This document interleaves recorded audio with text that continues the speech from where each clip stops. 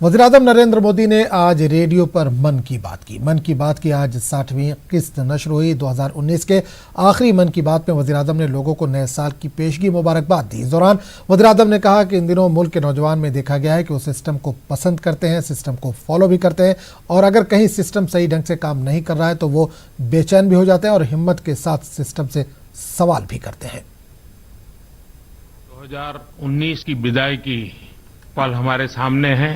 3 दिन के भीतर भीतर 2019 विदाई ले लेगा और हम न सिर्फ 2020 में प्रवेश करेंगे, नए साल में प्रवेश करेंगे, नए दशक में प्रवेश करेंगे, 21वीं सदी के तीसरे दशक में प्रवेश करेंगे।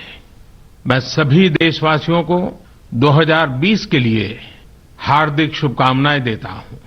इस दशक के बारे में एक बात तो निश्चित है, इसमें देश के विकास को गति देने में वो लोग सक्रिय भूमिका निभाएंगे जिनका जन्म 21वीं सदी में हुआ है, जो इस सदी के महत्वपूर्ण मुद्दों को समझते हुए बड़े हो रहे हैं। ऐसे युवाओं के लिए आज बहुत सारे शब्दों से पहचाना जाता है। कोई उन्हें मिलेनियल्स के रूप में जानता है, तो कुछ उन्हें जनरेशन जेड या तो जेन जेड ये भी कहते हैं। और व्यापक रूप से एक बात तो लोगों के दिमाग में फिट हो गई है कि ये सोशल मीडिया जनरेशन है। हम सब अनुभव करते हैं कि हमारी ये पीढ़ी बहुत ही प्रतिभाशाली है। कुछ नया करने का, अलग करने का उसका ख्वाब रहता है, उसके अपने ओपिनियन भी होते हैं। और सबसे बड़ी खुशी की बात यह है, और विशेषकर के मैं भारत के बारे में कहना चाहूंगा, कि इन दिनों युवाओं को हम देखते हैं तो वो व्यवस्था को पसंद करते हैं, सिस्टम को पसंद करते हैं। इतना ही नहीं, वे सिस्टम को फॉलो भी करना पसंद करते हैं। और कभी कहीं सिस्टम प्रॉपरली रिस्पॉन्ड न करे तो वे बेचैन भी हो जाते हैं और हिम्मत के साथ सिस्टम को सवाल भी करते हैं। मैं इसे अच्छा मानता हूं।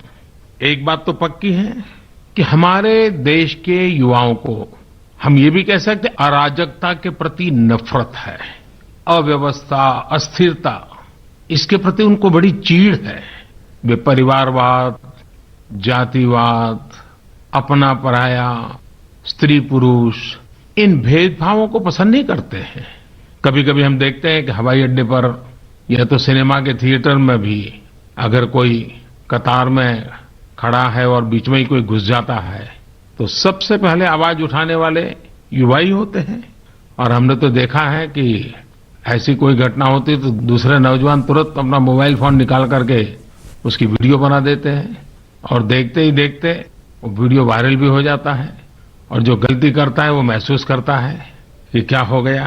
तो एक नए प्रकार की व्यवस्था, नए प्रकार का युग, नए प्रकार की सोच, इसको हमारी युवा पीढ़ी परिलक्षित करती है।